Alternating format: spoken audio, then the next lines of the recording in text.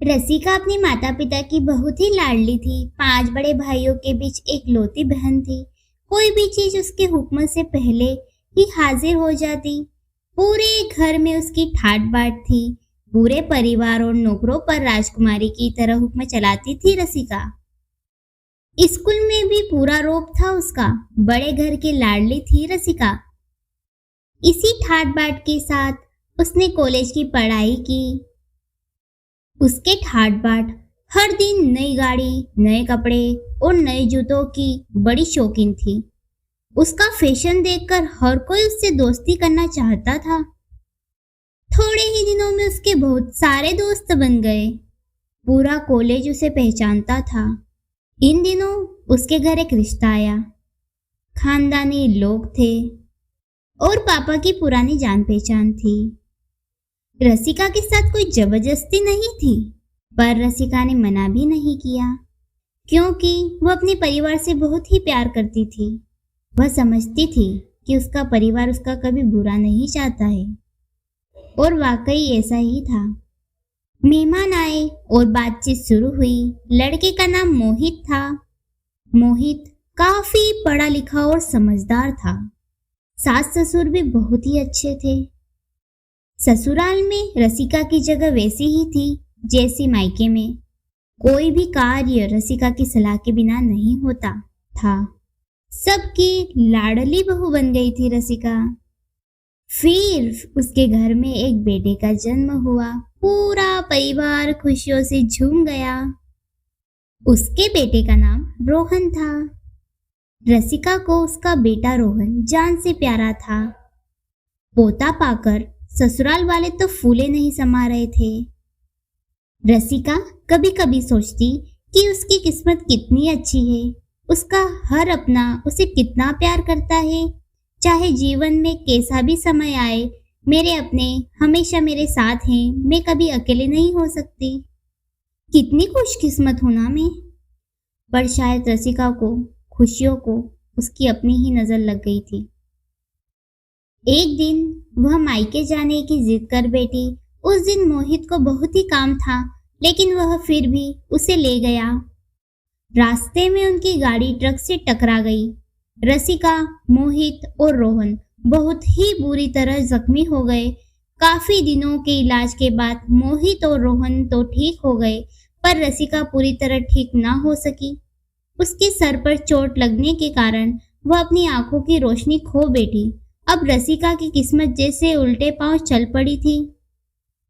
मायके वाले कुछ दिनों तक उसे मिलने आते रहे, फिर कभी कभार फोन ही करके पूछ लेते कि अब कैसी हो। धीरे धीरे ये सिलसिला भी कम हो गया।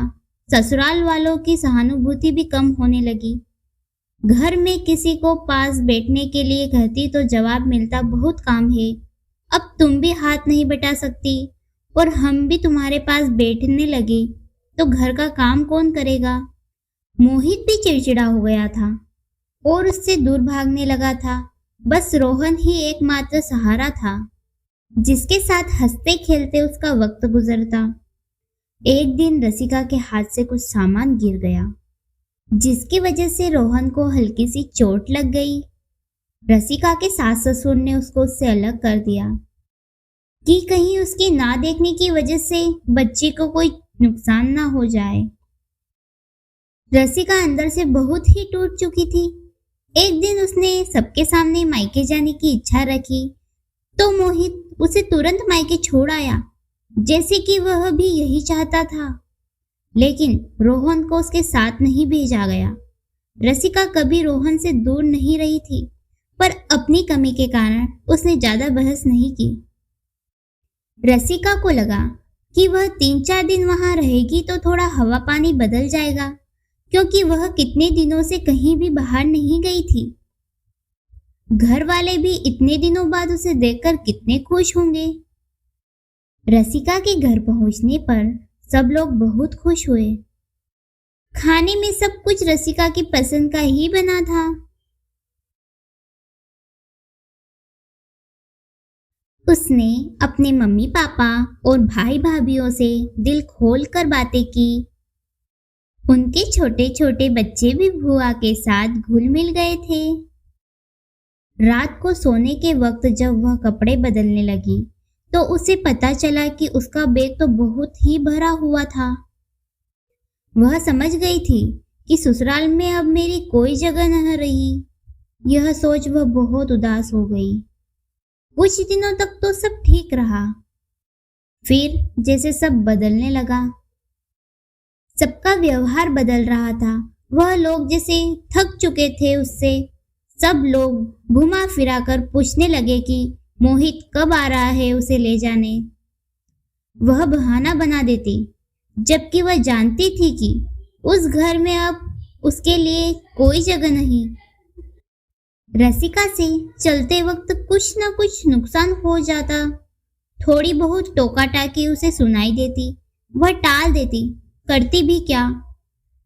एक दिन उसके हाथ से एक कीमती फूलदान टूट गया। छोटी भाभी ने बहुत हंगामा मचाया। रसिका के माता पिता रोज रोज के झमेलों से तंग आ गए थे। उन्होंने मोहित को खुद ही फोन कर दिया। मोहित रसिका को अपने घर ले गया। रसिका को अपने परिवार वालों से यह उम्मीद ना थी। जिस रसिका के कहे बिना घर में एक पत्ता भी नहीं हिलता था, उस घर के लिए अब वह बोझ बन चुकी थी। मोहित के साथ ससुराल आते वक्त वह बहुत खुश थी, क्योंकि वह अपने घर जा रही थी, अपने जिगर के टुकड़े रोहन के पास। परंतु यह खुशी भी कुछ ही पल की थी।